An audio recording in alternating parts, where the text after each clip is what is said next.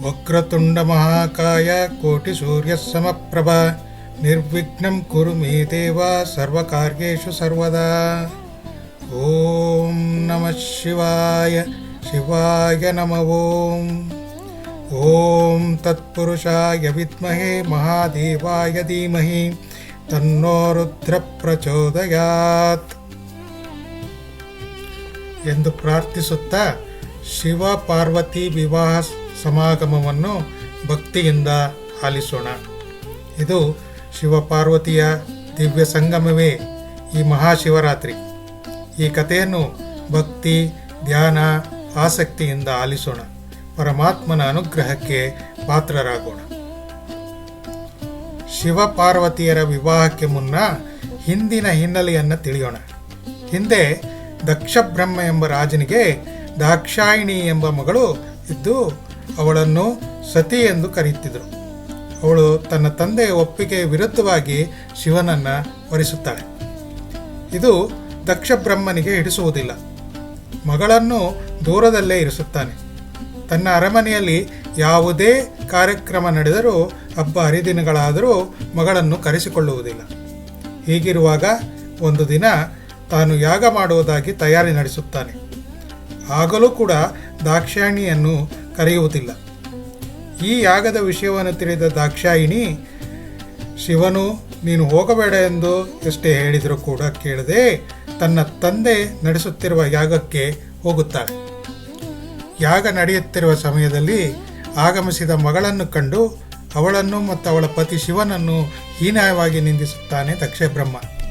ಈ ನಿಂದನೆಯನ್ನು ತಾಳಲಾರದೆ ಸತಿಯು ಅಂದರೆ ದಾಕ್ಷಾಯಿಣಿಯು ಯಾಗದ ಕುಂಡಕ್ಕೆ ಹಾರಿ ಪ್ರಾಣ ತ್ಯಾಗ ಮಾಡುತ್ತಾಳೆ ಎಂಬಲ್ಲಿಗೆ ಮೊದಲ ಅಧ್ಯಾಯ ಮುಕ್ತಾಯಗೊಳ್ಳುತ್ತದೆ.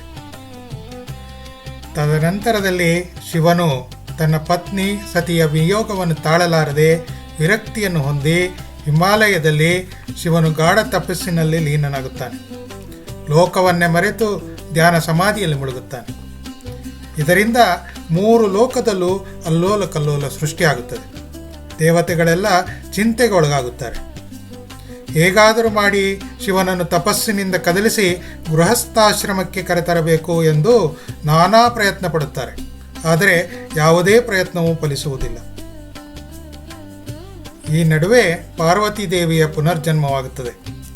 ಸತೀದೇವಿಯೇ ಪರ್ವತರಾಜನ ಕುವಾರಿಯಾಗಿ ಪುನರ್ಜನ್ಮ ತಾಳುತ್ತಾಳೆ ಮತ್ತು ಆ ಕುವರಿಯನ್ನು ಪರ್ವತರಾಜನ ಪುತ್ರಿಯಾದ ಕಾರಣ ಆ ಕುವರಿಗೆ ಪಾರ್ವತಿ ಎನ್ನುವ ನಾಮಾಂಕಿತದಿಂದ ಕರೆಯುತ್ತಾರೆ.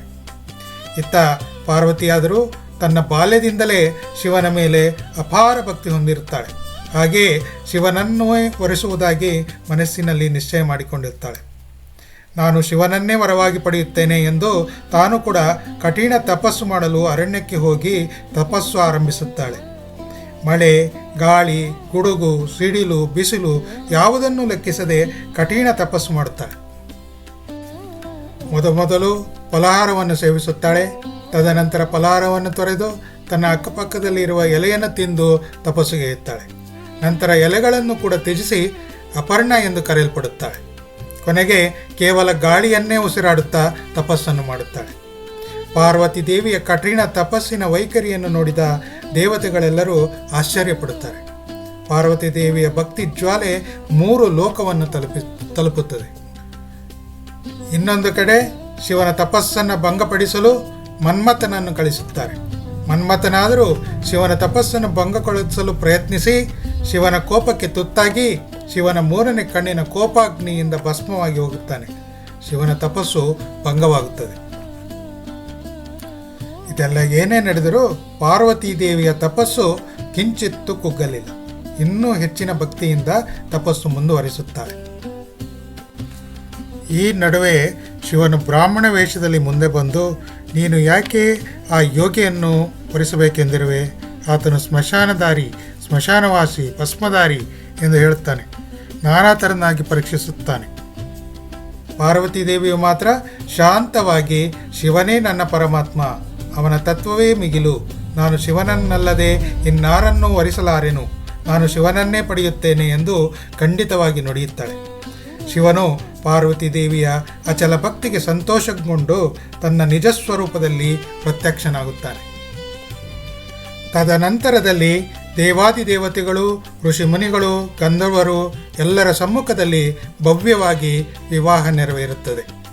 ಈ ವಿವಾಹ ನಡೆದ ದಿನವೇ ಈ ಮಹಾಶಿವರಾತ್ರಿ ಎಂಬುದು ಪುರಾಣದಲ್ಲಿನ ಉಲ್ಲೇಖ ಎಂಬಲ್ಲಿಗೆ ಈ ಕಥೆಯನ್ನು ಮುಗಿಸುತ್ತಾ, ಈ ಕಥೆಯನ್ನು ಕೇಳಿದ ಎಲ್ಲರಿಗೂ ಜಗದೀಶ್ವರನ ಕೃಪೆ, ಕಟಾಕ್ಷ, ಆಶೀರ್ವಾದವು ದೊರಕಲಿದೆ ಎಂದು ಹೇಳುತ್ತಾ, ಓಂ ನಮಃ ಶಿವಾಯ, ಶಿವಾಯ ನಮಃ.